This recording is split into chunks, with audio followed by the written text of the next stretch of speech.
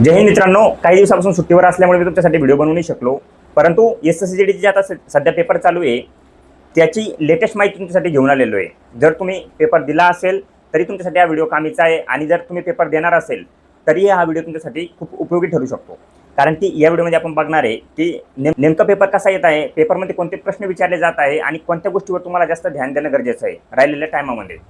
मित्रांनो, जर तुम्ही पेपर दिला असेल तर तुम्हाला या व्हिडिओद्वारे कळून जाईल की तुम्हाला मेरिटमध्ये येण्यासाठी किती मार्क्स लागतील किंवा तुमची मेरिट कशी ठरू शकते.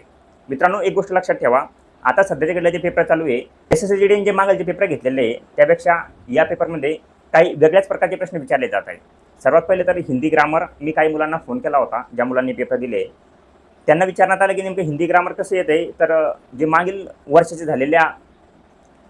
मागील वर्षामध्ये एसएससीजीडीने पेपर घेतले होते त्यामध्ये हिंदी ग्रामरची जी पातळी होती ती खूप सोपी होती. परंतु आता हिंदी ग्रामर तुम्हाला चांगल्या हार्ड लेवलचे विचारल्या जातं. यामध्ये संधी त्यानंतर अनेक प्रकारच्या गोष्टी हिंदी ग्रामरच्या ज्या की डिटेलमध्ये विचारल्या जाते.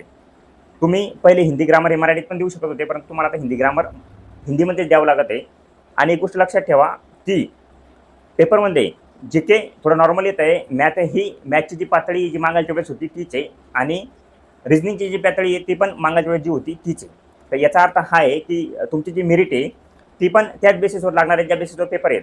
आता मी ज्या मुलांना फोन केला होता, आता काही मुलं असे पण असतात की ज्यांचा अभ्यास खूप जास्त झालेला असतो.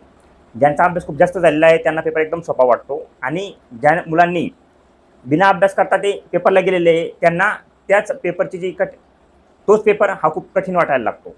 त्यामुळे आपण हे सांगू शकत नाही. परंतु मी टेलिग्राम चॅनलवर ज्या प्रश्नपत्रिका टाकलेल्या आहे, हे माझं टेलिग्राम चॅनल तुम्ही बघू शकता. यामध्ये मी टाकलेले आहे की कोणत्या शिफ्टला कोणते प्रश्न आले होते. हे सर्व प्रश्न मुलांना विचारून टाकण्यात आलेले आहे.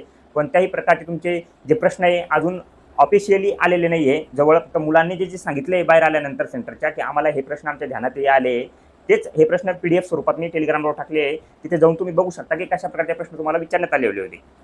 मित्रांनो, भरपूर मुलं असे आहे की पेपर देऊन आल्यानंतर लगेच म्हणायला लागतात की माझं काही खरं नाही सर, मी मेरिटमध्ये आता बसत नाही. अनेक प्रकारचे मेसेज येतात की सर मला खूप कमी मार्क्स मिळत आहे किंवा माझा पेपर चांगला गेला नाही. तर एक गोष्ट लक्षात ठेवा मित्रांनो की पेपर इथंच ठरवत नाही की तुम्ही नेमके मेरिटमध्ये बसणार आहे किंवा नाही. जोपर्यंत सर्व मुलांचे पेपर होत नाही, तुमचे मार्क्स कळत नाही, तोपर्यंत कोणत्याही प्रकारचा तुम्ही अंदाजा लावू शकत नाही की तुम्ही मेरिटमध्ये बसणार नाही आहे. एक गोष्ट लक्षात ठेवा की जेव्हा मेरिट लागेल तेव्हा या गोष्टीवर लागते की पेपरची पातळी काय होते. पेपर जास्त हार्ड असेल तर नक्कीच तुमची मेरिट खूप कमी जाणार आहे आणि जर पेपर नॉर्मल असेल तर नक्कीच तुमची मेरिट जास्त जाईल. परंतु एवढं लक्षात ठेवा की मागील ज्या 2-3 वर्षामध्ये तुमचे पेपर झालेले आहे तुम्हाला माहिती आहे, जो नवीन पॅटर्न आलेला आहे 80 प्रश्नांचा, त्यानुसार जे पेपर झालेले आहे त्यांची पातळी काय राहिली किंवा त्यांचे कट ऑफ काय राहिले, लगभग त्याच कट ऑफच्या आसपास तुमची मेरिट जाते. आणि एक गोष्ट लक्षात ठेवा, तुम्ही ज्या इकडे मॉक टेस्ट सोडवता त्यावरून तुम्ही स्वतःला जज करता की माझे मॉक टेस्टमध्ये 80 मार्क्स येते किंवा 85 मार्क्स येते, सर मार्क्स तर 120च्या वर यायला हवे, तर माझं काही होत नाही. तसं काही नसतं मित्रांनो. जोपर्यंत तुमचा फायनल पेपर तुम्ही देत नाही, तुम्ही एक्झाम सेंटरवर जाऊन तुमचा पेपर जेव्हा सोडवसाल आणि त्या पेपरमध्ये तुम्हाला मार्क बघायला मिळेल, तोपर्यंत काहीही शक्य किंवा अशक्य होऊ शकतं. त्यामुळे स्वतःला यावर जज करू नका की मॉक टेस्टमध्ये मला किती मार्क्स येत आहेत. फक्त mock test as a practice म्हणून द्या. त्यामध्ये तुम्ही तुमच्या चुका सुधारा. आणि मित्रांनो, ज्यांनी पेपर दिलेले आहे त्यांना तर हे कळूनच गेलेलं असेल की पेपरची पातळी काय होते किंवा पेपर किती हार्ड येत आहे किंवा किती नॉर्मल येत आहे. त्यानुसार तुम्ही स्वतःचे मार्क्स ओळखू शकता की मला किती मार्क्स येणार आहे. परंतु आता मी माझं स्वतःचं उदाहरण सांगतो की मी 2021ला भरती झालो. त्या अगोदरची जी भरती होती त्यामध्ये मला 76 मार्क्स होते. त्या भरतीमध्ये मी चेस्टमध्ये कटलो. त्या भरतीमध्ये मला ITBP ही पोस्ट मिळणार होती. जर चेस्टमध्ये कटलो नसतो, फायनल मेरिटपर्यंत गेलो असतो तर ITBP ही पोस्ट मिळाली असती, इतके मार्क्स असून सुद्धा. परंतु त्यानंतर जी भरती झाली 21मध्ये, ज्यामध्ये की मी भरती झालेलो आहे, त्यामध्ये माझा पेपर खूप हार्ड गेला. मला त्या पेपरमध्ये असं वाटलं होतं की माझं कधीच मी भरती होणार नाही. जेव्हा एक्झाम सेंटर सोडलं तेव्हाच कळून गेलं होतं की हा पेपर आपला काही चांगला गेलेला नाही आहे, यामध्ये आपलं काहीच जमू शकत नाही. परंतु जिथे माणूस हारलं परंतु जिथे माणसाची शक्यता नसते तिथंच काहीतरी होतं असं म्हणतात. त्याचनुसार मी इथे फक्त 55 मार्कवर SSB ही पोस्ट मिळालेली आहे. त्यामुळे माझ्या अनुभवातून सांगतो की जेव्हा तुम्हाला मार्क्स पडेल, जोपर्यंत मेरिट लागत नाही तोपर्यंत कोणत्याही गोष्टीचं शक्य अशक्य होऊ शकतं.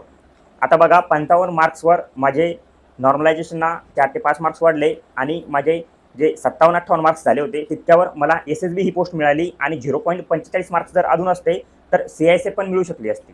याचा अर्थ इतक्या कमी मार्क्सवर, ज्या ठिकाणी मला 76 मार्क्सवर ITBP ही पोस्ट मिळत होती त्या मागील भरतीत, त्याच्या पुढच्या भरतीमध्ये मला 55 मार्क्सवर SSB ही पोस्ट मिळाली.